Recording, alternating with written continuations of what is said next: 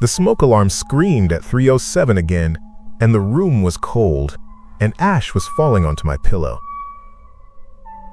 I slammed it with a slipper and stood there breathing. No smoke. No glow. Just that high, ragged beep drilling a hole in my head. I pulled the battery. It kept going for a few seconds, then quit. I sniffed the air. Nothing at first. Then a faint melted plastic smell that made my tongue feel waxy. I went kitchen to bathroom to hall. Put my hands on the walls. Cold. I checked the oven. Off. I checked the space heater. Unplugged. I opened the window. Night air came in thin and dry. Quiet. There was a black feather on the floor by my bed. It looked like it had been rolled in a fire. The edges curled inward, shiny and brittle. When I picked it up, it came apart, left little smudges on my fingers like charcoal. I wiped my hands on my shirt and looked up.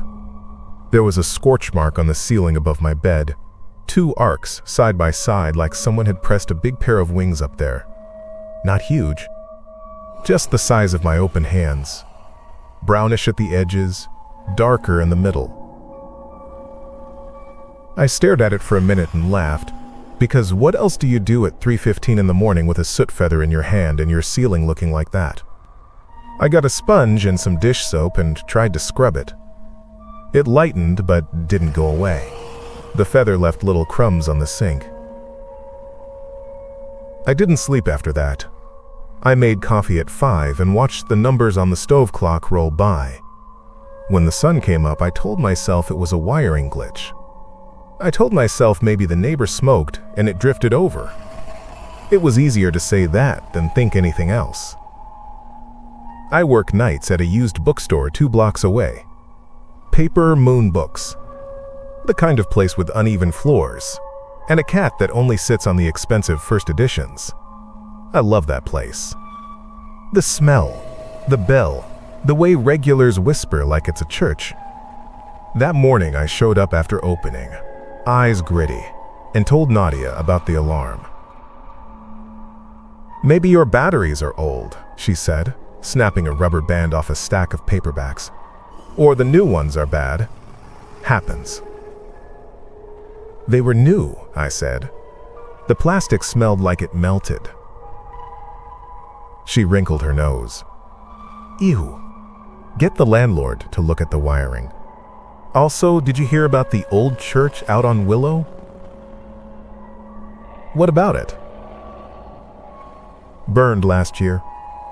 They say the only thing that made it was the angel statue. It's all black and cracked, but it didn't fall. My cousin took pictures. The bell cracked too. People say it rings wrong now." She shivered a little, like she liked the idea. I said, "An angel sticks around after a fire? Sounds fake." She grinned. "Go look then." I went on my lunch. The church sat at the end of a dead street, behind a chain-link fence with a blue tarp cut away in places. Every window was empty. The brick had turned the color of a loaf of bread someone forgot in the oven. The bell sat on a frame in the yard next to the building, a dull gray chunk with a clean split down the side. It had a stripe of white bird shit on it and a dent. I expected quiet, but the place made little noises. Whined through black beams. Bits of ash moving in a corner. The angel stood near the burned-out door. She was life-size, wings up, head tipped. She was black all over, but you could see pale stone in the cracks, like she was baked and the shell had split. Her face was soft and kind, even like that. Her feet were stuck in a base that had pooled on one side when it was hot. Someone had left plastic flowers and they had melted into foamy petals. I took my phone out and snapped a picture. Then I stepped to the side and took another. My hands were shaking more than they should have been. I don't know why. I leaned on the fence post and looked through the pictures. In the first one, the right wing was up a little higher. In the second one, It was down a little more. I thought it was me at first. Angle, glare, whatever. I went back and forth, and kept seeing it. A degree. 2 at most. Enough to be wrong. "Stop," I said out loud, and then felt stupid for saying anything. The wind pushed through the empty door and came out hot against my face, like I had opened an oven. Heat bloomed from nowhere. It was a weird, bright heat, not like standing in the sun. It was like a hand held close to my skin without touching. I flinched back. The melted plastic smell hit me again, stronger now, and my eyes watered. There was a burnt feather stuck against the fence wire by my hand. I didn't touch it. I left. That night, I pulled all the alarms down. I put new batteries in each one anyway. I checked the cords behind the TV and the lamps. I slept on the couch with a wet towel over my feet just because it made me feel like I was doing something. The alarm in the hall went off at 3:07, on the dot, screaming. The one on the kitchen wall joined a second later. The living room one wobbled on the ceiling like the nails were soft. I climbed on a chair and yanked the living room one down. The plastic around the test button had puffed up like a blister. The back had softened where it met the mounting bracket. It had really melted. I said a bad word and almost threw it across the room. I didn't. I pressed my palm to the wall. It was cool. Out of nowhere, the air got hot behind my ear. The heat ran down my neck like a spill. I jumped off the chair and looked around. Nothing. No glow. No smoke. Just the alarms and that smell in the back of my throat. I opened the front door. The hall was quiet and dark. My upstairs neighbor cracked her door and squinted at me. "Again?" she asked. "Yeah. Sorry," I said. She sniffed. "I don't smell anything. You burning toast at 3 in the morning or what?" "My alarms are melting," I said. I held up the one in my hand. "Get that looked at," she said, and shut her door. Over the next week, things got weird in small ways. The rubber case on my phone warped while it sat on the table. The keys on my old laptop curled a little at the corners like they were tired. The toaster knob slid out of place and drooped. The heat would come in pockets. I'd walk into the bathroom and it would be warm. Too warm. The mirror a little fogged, but the water in the sink would run cold.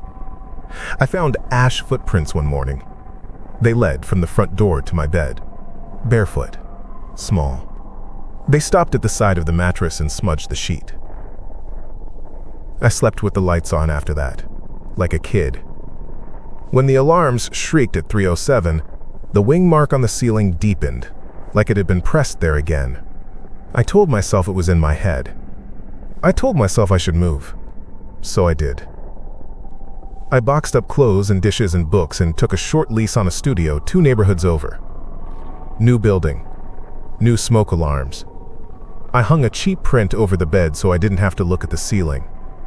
The first night, I lay there awake and said a little prayer I barely remembered from when I was a kid. Just words, nothing fancy. Please keep me safe. Please let me sleep. Please, no.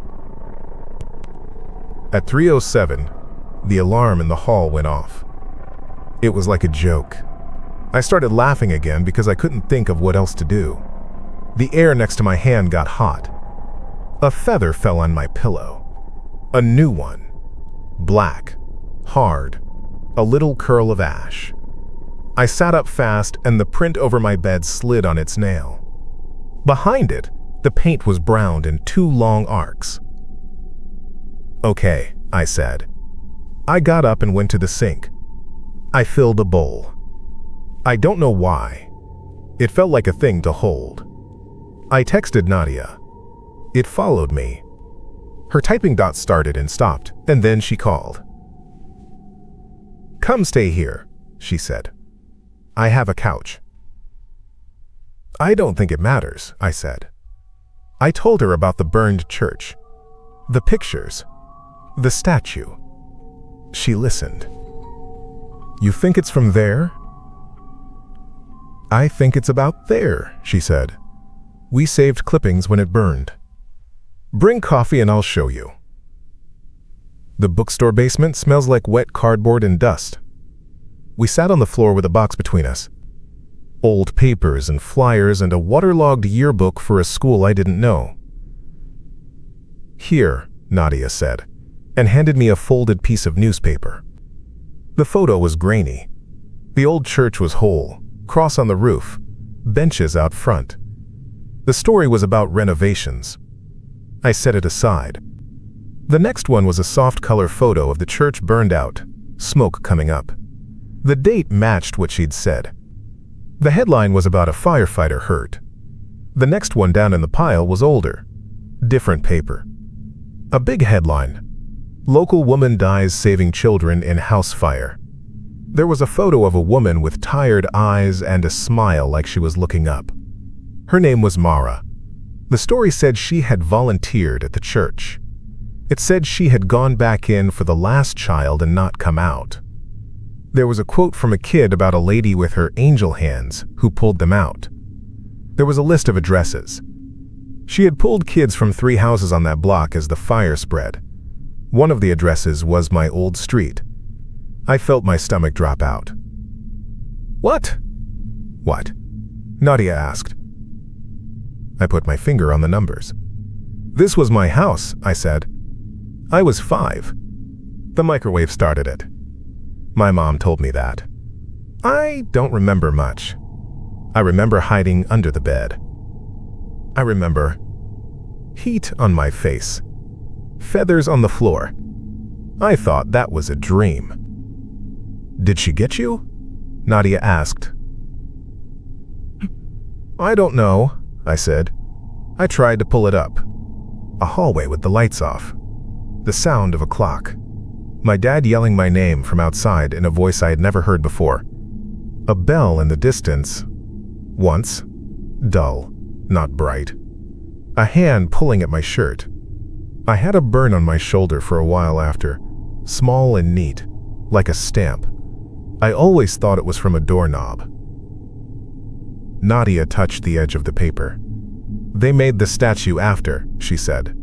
"For her, Mara. People put money together. They say when the church burned later, the angel stayed because she wouldn't leave again."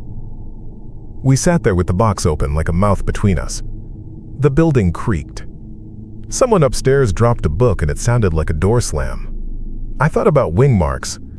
I thought about the alarms at 3:07, the time on the article when the first call went out. I thought about ash footprints that stopped at my bed. "Maybe she shows up before fires," Nadia said. "Maybe she saved you then and she's trying to save you now." "Then stop melting my phone," I said, and we both laughed, but it didn't feel funny. I tried things after that because doing nothing made me crazy. I had a friend who was heavy into cleansing stuff. She came over with a stick of sage and a bowl of salt and said some words. The smell of it was sharp and clean, and for a minute the air felt stretched and thin. Then the bathroom door shut by itself, slow, and heat rolled out from under it like a tide. The alarms blew out again. We had to open the door to air it out, and the mirror had 2 long, clean streaks on it where the steam had baked off in wing shapes. My friend cried a little, quietly, and then left and told me to maybe not call her for a while. I bought a cross at a thrift store. I stuck it over my bedroom door. At 3:07, the alarm went and the melted plastic smell came and a little ash curled off the cross and fell like snow. I took it down. I sat with my back to the door and held my hands over my ears. I felt heat bloom on my shoulder again, that same old little spot. It hurt like a brand for 3 breaths, and then it cooled. I moved again. It followed. This was the rhythm. I would fall asleep early from being exhausted.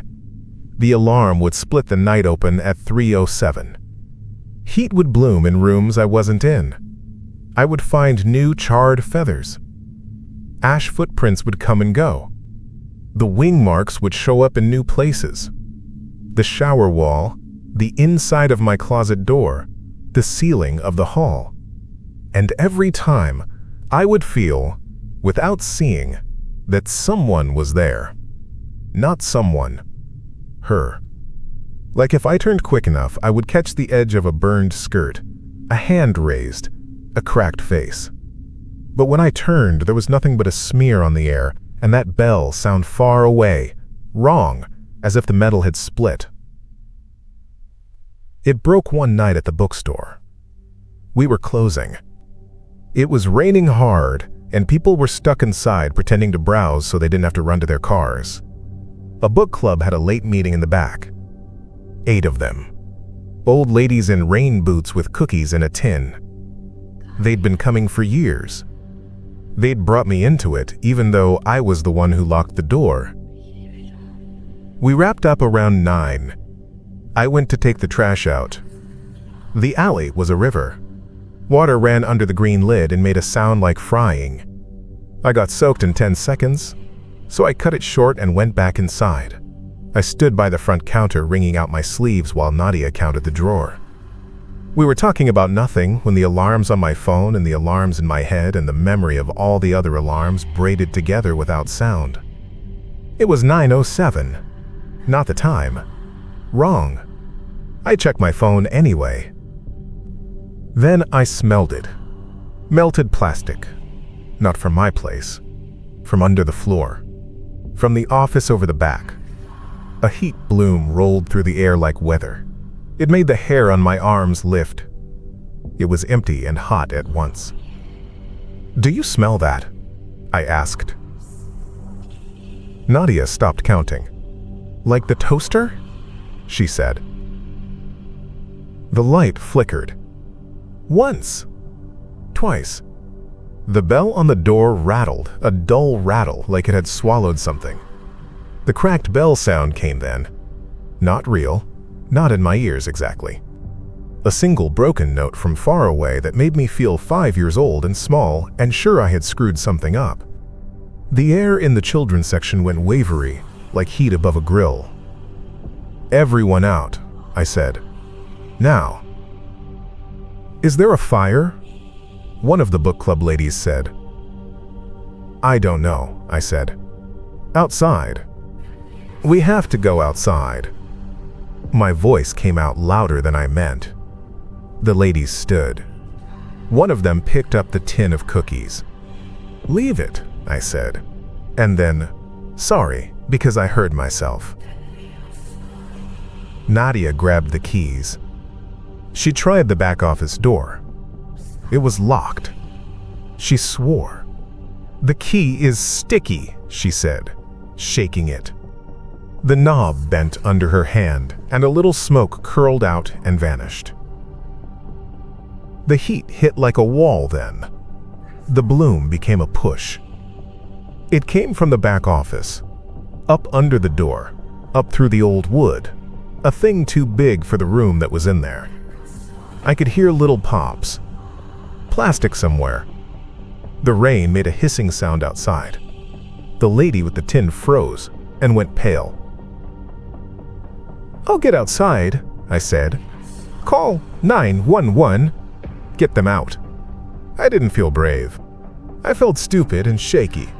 But under that, there was something like recognition. Like someone standing behind me, hand on my shoulder. I took a step toward the back office door. On the floor between me and it, ash footprints appeared. They came from nowhere, small, bare, and stopped right at the door. The wing marks like shadows ran up the wall next to them. It wasn't a message you needed a priest for. "Don't," Nadia said. "I have to," I said. Something moved in the corner of my eye, and I turned without wanting to. She was there then, really there, halfway in the break between the stacks. She wasn't a statue, and she wasn't a person exactly. She was the space a person would take up if you scraped all the color off and put it in a fire and let it harden again. Black and cracked, light in the cracks. The shape of wings but not feathered, more like heat makes a shimmer. She had no eyes, and she had eyes. She looked at me. I knew her from the photo in the paper. I knew her from the old burn on my shoulder. I knew her from the way my mom had cried into my hair when I was 5 and kept saying, "He's fine, he's fine, he's fine." I knew her, and also I didn't, because you never know someone like that. "You can't come with me," I said. My voice shook. She didn't move. The heat in the room jumped. "Okay," I said. "Okay, help me then." She put her hand on me. It didn't look like touching, but it felt like it. Right between my shoulder blades. It was like someone pressed a radiator against me. A white-hot pain that went sharp and then steady. I yelled. Nadia yelled my name. The pain softened into something that made everything else quiet. I could feel the room like it was a thing I could walk through. I could feel the door. I could feel the fire behind it like another living thing. I kicked the door, low, near the knob. The wood was soft from old water and new heat. It broke easy. Smoke came out in a belt-high wave. Not thick enough to blind, but bad. The office was a little cave of hot air. A plastic chair had gone to goo. The extension cord from the power strip was a black vine glued to the carpet. The surge protector sparked and glowed like a coal. It was about to catch the boxes stacked by the wall. I could see how it would go. Boxes, curtain, old maps, then the ceiling, then the stairwell to the apartments above. The heat would climb that like a ladder. "People upstairs," Nadia said behind me, like she could see a minute ahead too. She ran past with her sweater over her face. "Book club ladies, out!" she yelled. Their boots thumped. One of them was crying. Someone said, "My husband," and I hoped he wasn't upstairs. I grabbed the box nearest the plug and kicked it over so it smothered the strip. It was stupid, but it worked for a second. The glow dulled. The cardboard started to brown. The heat didn't care. It kept blooming, blooming, blooming. The office felt small. I felt a hand on my back again. I said, "Okay," again, and moved through it. We went up the back stairs. The air was hotter there and thinned by the fire wanting to be fed. I hammered on doors and yelled, "Out!" I didn't think. I didn't wait. I grabbed a man in a white t-shirt and pulled him to the end of the hall, almost carried a teen with headphones who hadn't heard it start, pushed a woman in slippers down the stairs. The metal handrail burned my palm. It didn't slow me. The heat bit my neck and the back of my ears. My shirt stuck to my back where the hand had been. The smell of melted plastic was everywhere, but under it, something else. Heat and something sweet. Cookies, I thought stupidly. The tin. On the second floor, someone's cat ran under my feet and made me stumble. I almost laughed. I banged on a door at the end, last one. No answer. I tried the knob. Hot.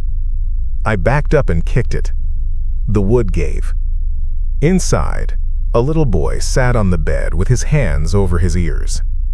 He was maybe 5. His pajamas had trucks on them. "Hey," I said, as calm as I could. "We gotta go." He looked at me like I was a TV. I crossed the room and grabbed him. He smelled like sleep. He was heavier than he looked. When I turned, the heat in the hall slapped my face. He made a small noise. I tucked him in like a football and went. On the stairs down, I felt the wall, the heat inside it, the way it wanted to leap. I moved faster. My foot slid on something. Ash. It stuck to my heel. The lady with the tin of cookies was at the bottom of the stairs. She pressed herself into the corner and held the door. We spilled out into the rain onto the sidewalk, and the boy started to scream because the water was cold and the air was hot and strangers were yelling. Nadia grabbed him from me and covered him with her wet coat and talked to him soft. The book club ladies counted each other. Someone put their sweater over my shoulders, and it hurt because my back was raw. I didn't look. I could feel it anyway. The shape of it. The wing. We stood in the wet and watched the roof cough out smoke. The gray turned to brown at the edges. Sirens came, and men and women in gear ran in with face shields and axes and did what they do. One of them looked at the lock on the back office door and at me and at the wet boxes and just nodded at me like he knew. I was shaking. I sat on the curb and put my head on my knees. The cracked bell sound came once, not in my ears, but in the place where you know you're going to cry. It was softer, like someone had set it down. I looked up. She stood in the doorway of the bookstore. In the rain. The rain went through her. The dry shape of her was wrong in it. The cracks in her glowed less now. The black on her face had cooled to gray. She looked at me the way someone looks at a kid who finally ties his shoes. Not proud. Not anything big. Just done. You did it. I know you, I said. People hollered around me. The fire hissed. The boy sobbed into Nadia's coat. The statue woman didn't answer. Thank you, I said. It felt like I was saying it to the night. It felt like the right thing to say. She put her hand up, palm out, the way you stop traffic. My back burned where the new mark sat. Then she dropped her hand and was gone. No puff. No vanish. Just gone. The heat in the doorway died like a match blow. The firefighters knocked down the rest quick. Old buildings go easy, but the rain helped. The back office was a mess. Melted plastic and ropes. The children's section got wet but not burned. The ceiling above the stairs bubbled and they pulled it down with a hook. It rained plaster snow. Someone put a blanket on me. The blanket was rough and I hated it. My skin hurt. I kept my hands squeezed between my knees so I didn't touch my back. An EMT checked me and smiled when I told him no, I wasn't going to the hospital. Yes, I knew I was dumb. He peeled my shirt up halfway and winced. Wing, he said, and then shook his head because that wasn't a thing you say. He taped gauze on me and told me to drink water. He handed me a foil blanket and I used it because it was a thing to do, and it sounded like the bell when it crackled. They let us back in at 2 a.m. to grab what we could. The front was soaked. The cat had climbed into the window and watched us like we were idiots. Nadia hugged me and then swore because my back made her fingers flinch from the heat. I went home when the sun was coming up.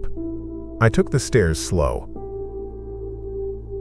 My apartment smelled like itself. Old coffee and clean shirts. I stood in the hall and listened. Nothing. No alarms. I looked at the ceiling. The wing above the bed had gone pale. Just a shadow, like a thing you thought you saw. I checked my phone. The case had straightened out where it had warped. I don't know how that happens. I held it anyway. It felt cool. I took a shower. I cried a little because the water hit the burns and I couldn't help it. I pulled on a big shirt. I stood at the window and waited without thinking about it. The clock on the stove rolled over to 3:07. The light on the street was flat and the trees didn't move. My smoke alarm sat back on the counter where I hadn't bothered to hang it yet. It didn't make a sound. I stood there holding my breath. Nothing. No heat from nowhere. No feathers. No footprints. I slept. I slept. When I tell people, I keep it short. There was a fire. We got people out. I got burned a little. That's all. If they press, I say there was someone there who helped. I say her name if they know the church. I touch the scar on my back sometimes when I'm alone. It's shaped like a wing. Sometimes, late, I think about that little kid with the trucks on his pajamas and the way he felt heavy and real in my arms, and my eyes sting. I think about the first time the alarm went off at 3:07 and I found a feather and thought it was a joke. I think about the night a hand pressed me forward and I didn't step away. The cracked bell in my head hasn't rung since. The alarms don't either. The wing-shaped scorch on my ceiling faded to nothing. Paper Moon smells like wet paper and coffee, and the book club brought me a new tin and filled it with cookies I can never eat because I choke up when I try. I walk past the church on Willow sometimes. The angel is still there, black and cracked. Her wings don't move when I look. I take a picture anyway and don't check it. I don't see her. I don't feel heat in empty rooms. I don't find ash footprints at my bed. I carry the mark and try to keep my promises. That's all. That's enough.